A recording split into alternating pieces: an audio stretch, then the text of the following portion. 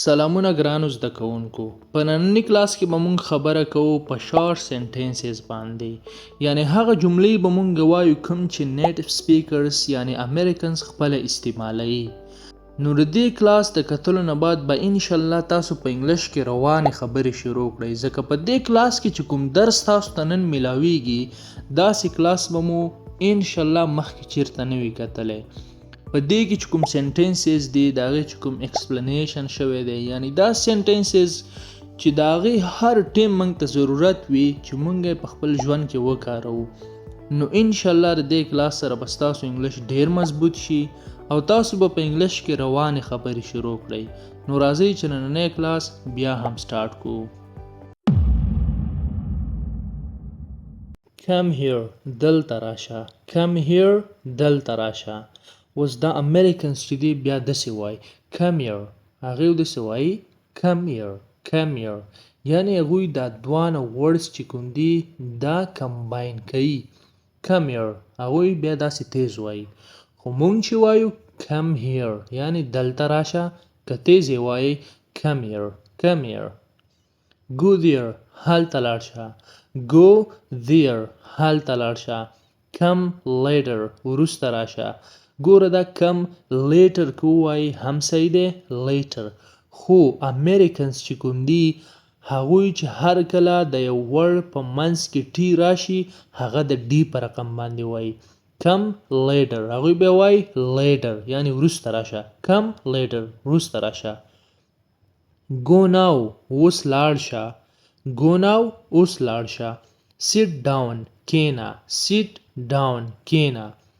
stand up ودرېږه. stand up ودرېږه. wake up ویښ شه بیدار شه. wake up یعنی د خوب نه ویښ شه. get up پاسېږه یعنی د بسترې نه د کټ نه را پاسېږه. get up را پاسېږه.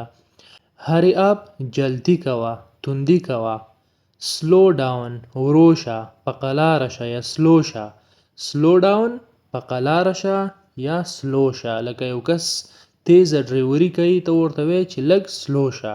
سلو ډاون. calm down ارامه شه. calm down ارامه شه. دا calm ویل کېږي calm down. دا ال چې په منځ کې کوم دی دا سایلنټ دی نه ویل کېږي. be careful احتیاط کوه. be careful احتیاط کوه. be quiet خاموشه یا غلی شه. be quiet غلی شه. listen carefully ډیر په دقت سره غوږ ونیسه یعنی ډیر په پول توجه سره غوږ شه. look here دلته وګوره. look there هلته وګوره. watch me ما ته وګوره. follow me ما تعقیب کا یعنی زه چې چیرته روان یم او څه کومه دا تعقیب کا. follow me ما تعقیب کا. wait here دلته انتظار وکړه.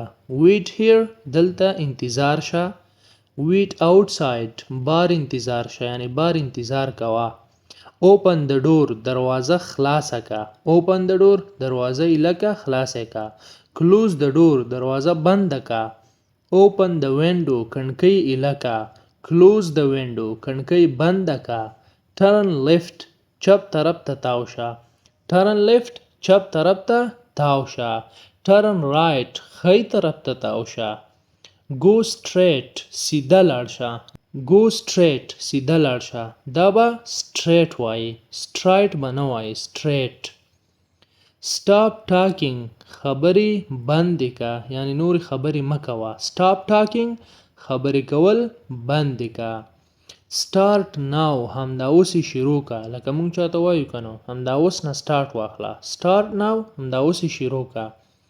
finish it دا پوره که یا خلاصې که. finish it دا پوره که یا خلاصې که، لکه مونږ چاته وایو چې دا کار خلاص که نور. finish it خلاصې که پوره که. try again دوباره کوشش وکړه. try again دوباره کوشش وکړه. don't worry اندېښنه مه کوه تشویش مه کوه. بیا امریکنز وایي don't worry هغوی دا ټي چې دی دا پکې نه راخلي. don't worry هغوی هم داسې وایي یعنی تشویش اندېښنه مه کوه. don't cry مه ژاړه. don't cry مه ژاړه. تاسو به دې کې دا ټي ډیر نه راخلی. ډونټ داسې به نه وایي. ډونټ کرای مه جاړه. ډونټ شوټ چغې مه وهه. شوټ چغې وهل. ډونټ شوټ چغې مه وهه. ډونټ رن منډه مه وهه. ډونټ رن منډه مه وهه. ډونټ لای دروغ مه وایه. ډونټ لای دروغ مه وایه. ډونټ چیټ تیریستل مه کوه. د چیټ مطلب دی یو څوک تیر باسل، چاته چل ورکول. ډونټ چیټ تیرباسل مه کوه، یعنی مه غلطوه. ډونټ فایټ جنګ مه کوه. ډونټ فایټ جنګ مه کوه. ډونټ فارګیټ مه هېروه. فارګیټ مطلب هېرول. ډونټ فارګیټ مه هېروه. ډونټ بی لیټ مه ناوخته کوه. ډونټ بی لیټ مه ناوخته کوه. پلیز هیلپ مهرباني کومک وکړه. پلیز هیلپ یعنی مهرباني کومک وکړه. پلیز کم مهرباني راشه. پلیز کم مهرباني یا لطفا راشه. د پلیز مطلب دی لکه مونږ چانه یو خواهش کوو چې مهرباني وکړه راشه. پلیز ویټ مهرباني وکړه انتظار وکړه. پلیز سیټ مهرباني کښېنه. پلیز لیسن مهرباني غوږ ونیسه یعنی غوږ شه. پلیز سمایل مهرباني مسکا وکړه.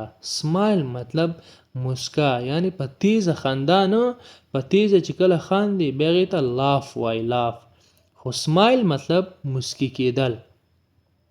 پلیز ایټ مهرباني خوراک وکړه. پلیز ایټ یعنی وخوره مهرباني. پلیز ډرینک مهرباني وڅښه.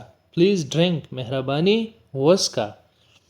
ګیټ آوټ ووځه. ګیټ آوټ ووځه. ګیټ لاست ورک شه. اوس د دې دواړو ترمنځ فرق دا دی، موږ یو کس ته وایو چې ګیټ آوټ ووځه، یعنی د کلاس نه وځه، د کوټې نه وځه، خو وځه.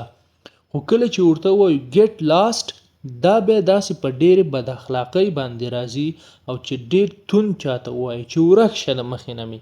نو ګیټ لاست یعنی ورک شه. کم انساید داخل راشه. کم انساید داخل راشه. انساید مطلب داخل. گو آوټساید بار ته لاړ شه. گو آوټساید بار ته لاړ شه. کم کویکلی زر راشه، په جلدۍ سره راشه. گو سلولی په قلار لاړ شه. لکه مونږ ته چې وایي چې هلکه ګوره په قلاره به ځې. گو سلولی په قلار لاړ شه. سټی هیر دلته پاتې شه. سټی هیر دلته پاتې شه. سټی کام خاموش پاتې شه یا آرامه پاتې شه. آرام کام مطلب آرام. سټی کام آرام پاتې شه.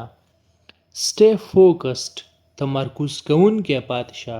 د دې مطلب دا دی چې په هر شي باندې توجه کوه، یعنی توجه کوونکی پاتې شه. سټی سیف محفوظ پاتې شه. سټی سیف محفوظ اوسېږه یا محفوظ پاتې شه. سټی سټرانګ قوي اوسېږه یعنی طاقتور اوسېږه، په ژوند کې قوي اوسېږه، کمزوری کېږي به نه. سټی سټرانګ د سټی مطلب دی پاتې کېدل یا اوسېدل، یعنی نو قوي پاتې شه یا قوي اوسېږه.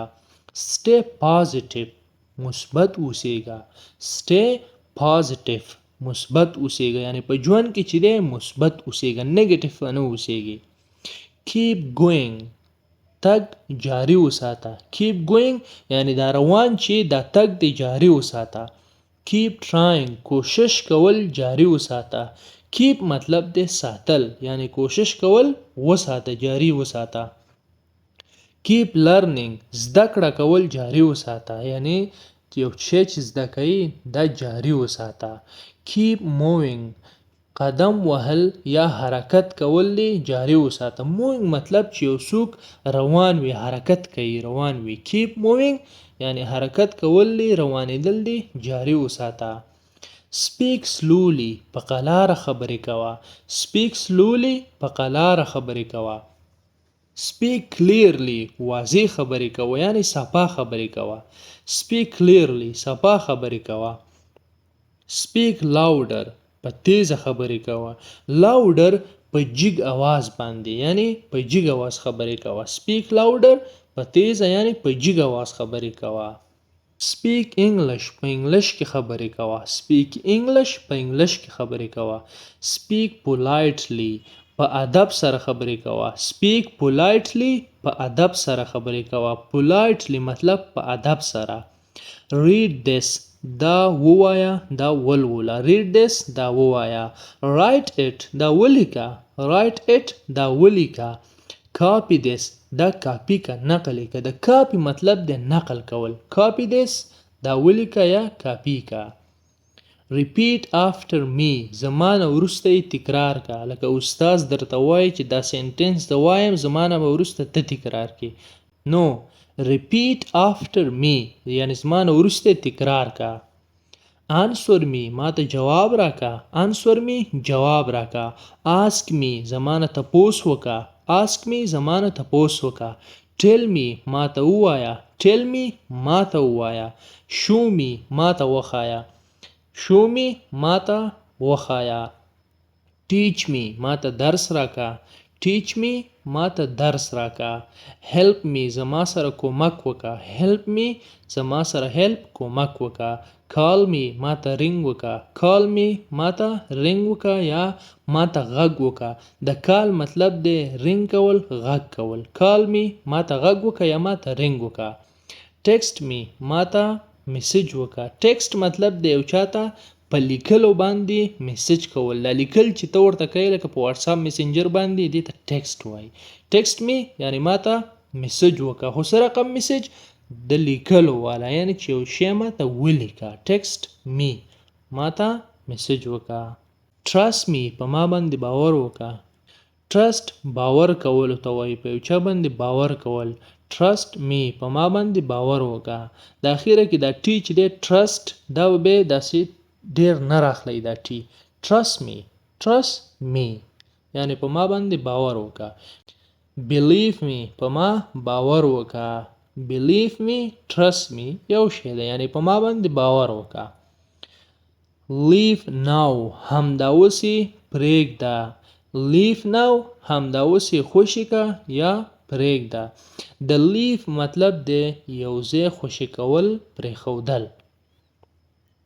wait a minute یو منټ صبر وکا. wait a minute یو منټ صبر وکا. hold on صبر وکا. د hold on مطلب دی صبر وکا. take care احتیاط کوا. take care یعنی د خپل ځان سره احتیاط کوا. ځان ته پام کوا. take it دا واخله. take it دا واخله. bring it دا راوړه.